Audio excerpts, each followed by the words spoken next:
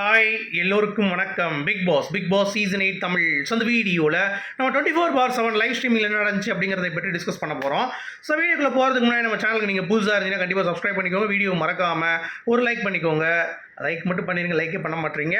ஏன்னா நிறைய பேர் பார்ப்பாங்க அப்படின்றத தான் கேட்குறேன். ஸோ சப்ஸ்கிரைப் லைக் மறந்துடாதீங்க. இப்போ நம்ம வீடியோக்குள்ளே போகலாம். ஸோ இன்றைக்கி நம்ம பார்க்க போகிறது பிக் பாஸ் கடுப்பாயிட்டார். ஒரு எச்சரிக்கை மணியை கொடுத்துட்டார். அதாவது வந்து ஆனந்தியை இது பண்ணி மொத்தமாக போகாதீங்கம்மா, கொஞ்சம் கொஞ்சமாக பண்ணுங்கன்னாரு. அடுத்து அதுவும் அவங்க பண்ணல. சங்கீத ஸ்வரங்கள் அப்படின்ற மாதிரி பாடிட்டு இருக்காங்க. சரியா? விஷால் ஒரு பக்கம் இருந்துச்சு, நீ அவனை பற்றி பேசு, அவனை பற்றி பேசு அப்படின்னு சொல்லிட்டு பேசிகிட்டு இருக்க. இந்த ஒரு சைடு சாச்சனா வேலை கை வைக்கிறான் நம்ம ஜெஃப்ரி தடவல் மண்ணேன்.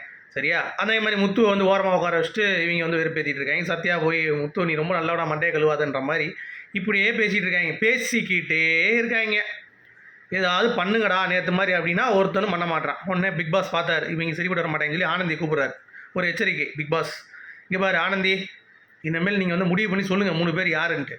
அது பேஸ் பண்ணி நீங்கள் பண்ணுங்கள் அப்படின்னு சொல்லி விட்டார். சரி சார் அப்படின்னு சொல்லிட்டு உள்ள வெளியே வந்துட்டு இவங்க ஒரு டீம் மீட்டிங் போட்டுட்ருக்காங்க. டெவில் ஏஞ்சல்ஸ்லாம் என்னடா இவனுங்க என்ன பண்ணிகிட்டு இருக்கானுங்கடா, ஒன்றுமே பண்ணலையடா, நேற்று நம்ம பண்ணது எவ்வளோ எக்ஸ்ட்ரீம் போனோம், இவனுங்க என்ன உட்காந்து மிச்சர் சாப்பிட்ருக்கானுங்கன்னு சொல்லிட்டு இவங்களுக்கு ஒரே ஃபீலிங். அப்போ ராணவ் சொல்கிறான், ஆமாம் விஷாலுக்கு ஏதோ வந்துச்சான், அவனுக்கு எதுவும் பண்ணக்கூடாதுன்ட்டு அப்படின்றான். நான் நேற்று படித்த டெவில்ஸ் தான் இன்றைக்கும் படித்தான் விஷால்.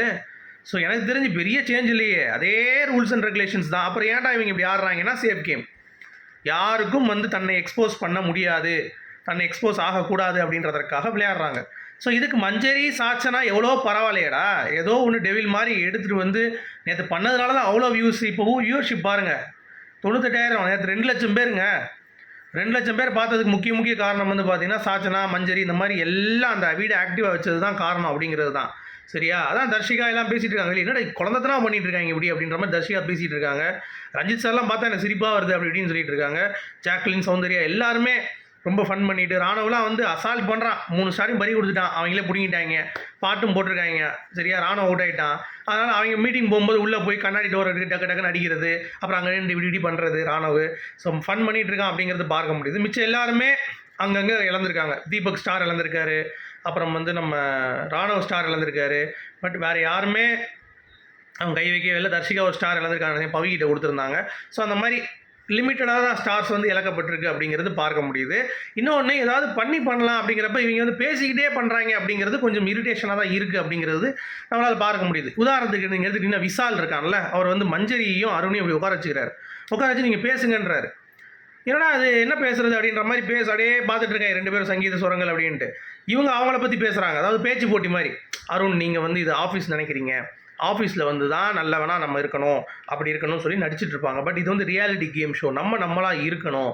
ஸோ நம்ம டெவிலாக இருக்கணும். டெவிலுங்கிறப்ப நல்லா பண்ணதுக்கு தான் என்னை செலக்ட் பண்ணி அவார்டு கொடுக்கணும், பெஸ்ட்டுக்கு தான் கொடுக்கணும். ஆனால் நீங்கள் என்னை ஒர்ஸ்ட்டுக்கு கொடுக்குறீங்க, என்ன நீங்கள் சம்மந்தமே இல்லாமல் இருக்கீங்க அப்படின்னு மாதிரி சொல்ல. அருண் பார்த்தீங்கன்னா இல்லைங்க, இப்போ ஒருத்தன் மொல்ல மாதிரித்தனம் பண்ணுறான் அப்படின்னா அவனை அடித்து நொறுக்கிட்டோன்னா அவனை பின்னாடி வர சந்ததிகள் அதை பண்ண மாட்டாங்க. மொல்ல மாதிரி பண்ணுறான்னு சொல்லிட்டு அவனை என்கரேஜ் பண்ணோம்னா உங்களை மாதிரி தான் ஆயிரும். அதாவது என்ன சொல்ல வரான்னா, டெவில்னு ஒரு முத்திரையை நீங்கள் பதிச்சிட்டீங்க, அதை நீங்கள் பதிக்கக்கூடாது. டெவில்னா உட்காந்து பேசிக்கிட்டே இருக்கணும். எப்படி இன்றைக்கி பேசின மாதிரி யாருன்னு பார்த்தீங்களா, எங்கே இன்ட்ரெஸ்டிங்காக இருந்துச்சு, சுவாரஸ்யமாக இருக்குது, உட்காந்து ஒரு வெங்காயமும் இல்லை அப்படிங்கிறது பார்க்க முடியுது. அடுத்து கட் பண்ணால் உள்ள டெவில்ஸ் 3 பேர் டார்கெட் பண்ணணும்ல. ஒன்று தர்ஷிகா முடிவு பண்ணியிருக்காங்க, சரிங்களா? இன்னொன்று பார்த்தீங்கன்னா சாச்சனா முடிவு பண்ணியிருக்காங்க.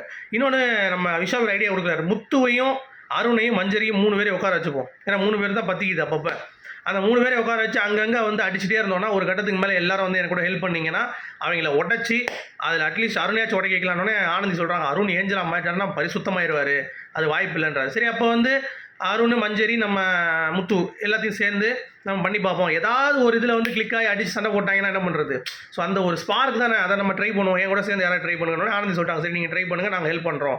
பட் நாங்கள் தர்ஷிகா ஒன்று போக போகிறோம், இன்னொன்று சாச்சனா ஒன்று போக போகிறோம். ஸோ 2 பேரையும் உடைக்க போகிறோம் சொல்லி இப்போ பிளான் பண்ணியிருக்காங்க. அவ்வளோதான், மற்றபடி வேறு எதுவுமே இல்லைங்க.